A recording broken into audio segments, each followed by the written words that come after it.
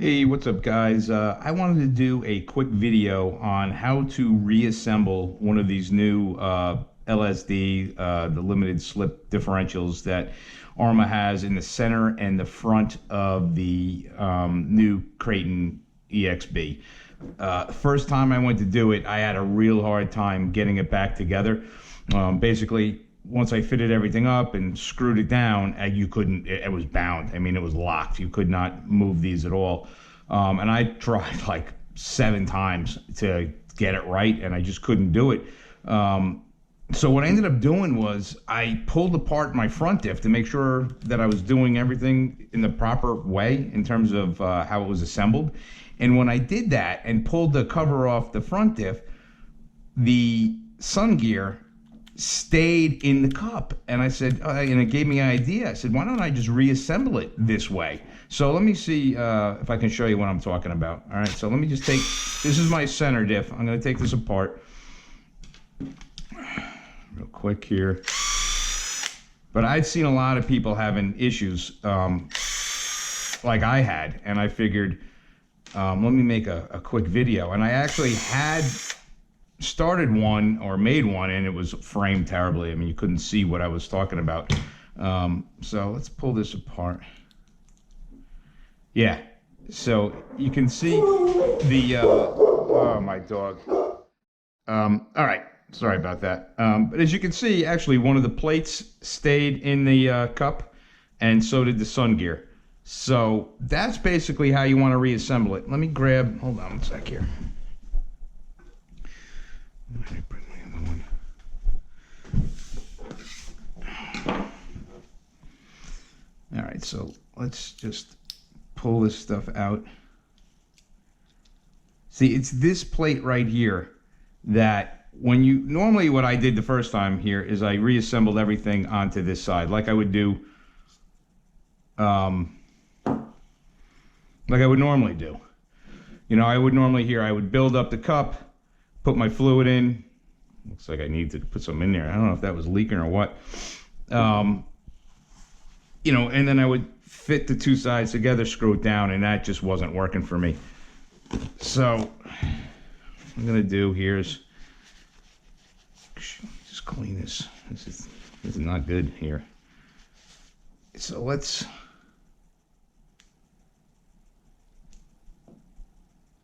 me completely disassemble this side. It's hard to get this. There you go. And then this guy. Come on. There we go.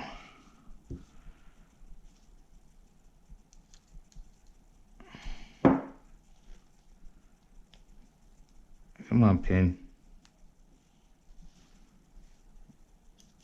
It's not gonna, you know, normally I have a little pair of needle nose pliers. There we go. All right, so what you would normally do is you would just go ahead and build up your bottom cup, and those plates will fit in no problem. You'll know they're seated in there. You know, you just push everything down, and then I'm gonna add a little fluid here. This is definitely not enough.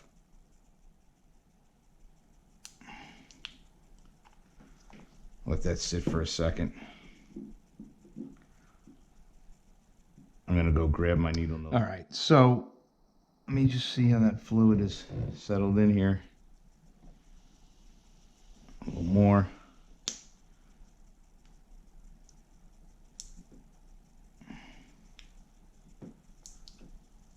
All right, so this is how I would do it. I would put your gasket in. I didn't pull it out because I don't want to risk tearing it, but put your gasket in. Then I would put in this little rubber O-ring. These go in a specific order, so it looks like it's this, the wider of the ones goes there. This one goes on top of it. Make sure you put your bearing on. I can't tell you how many times I've done that, man. Reassembled everything, and then I'm staring at the bearing going, oh shit. So it goes right here. Get this through.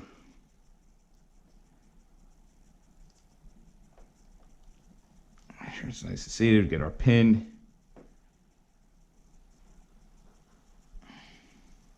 Come on, pin. That's why I like my needle nose pliers here.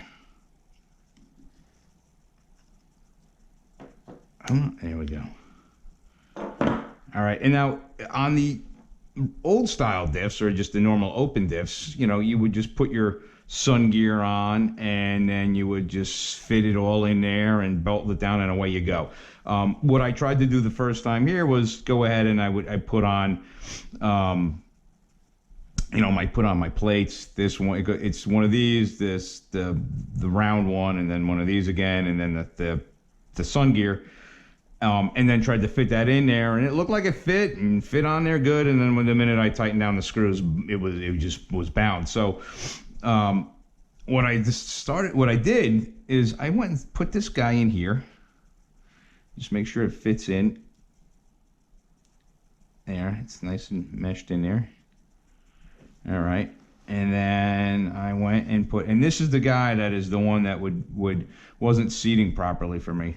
So let's clean some of this stuff off here.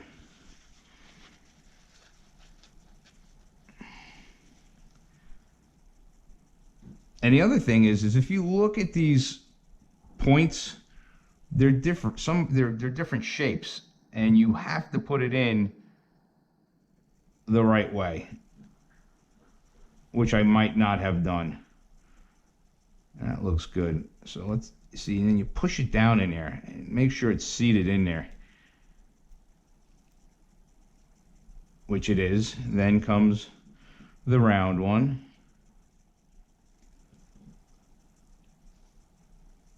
Get that on there.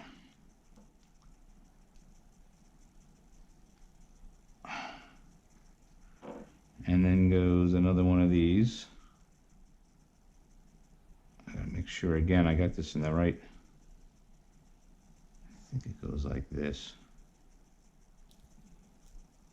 I don't know when I put this thing back together. All right, and you just, you know, so you assemble it like that. And then you're just gonna take this, you know, make sure your pin is centered.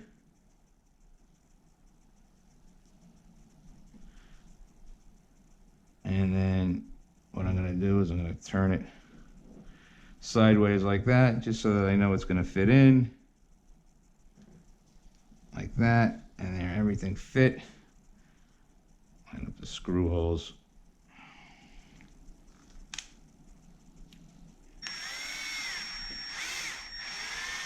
There we go. If you're using a power tool like this, get them close and then tighten them by hand, because if you just slip and power it down too far, you can strip these out. I've done it.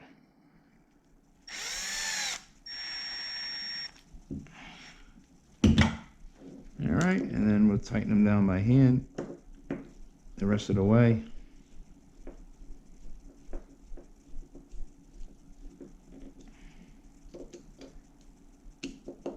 You always want to tighten them down like this. You don't want to go around in a circle. You want to go this one, this one, this one, this one, or whatever, but just opposite sides. And then these should turn, and they do. You see, no, so like that is to me the easiest way to put these things together. I mean, you might get lucky and you might be able to assemble the LSD plates and everything on this one side and slip it together like you do the open ones, but I had no luck. So this is the way I do it, and it works good for me. So if you're having a problem, try this method. I think it works pretty good. And that's it. So enjoy the rest of your weekend, guys, and I will see you when I'm out bashing again. Peace.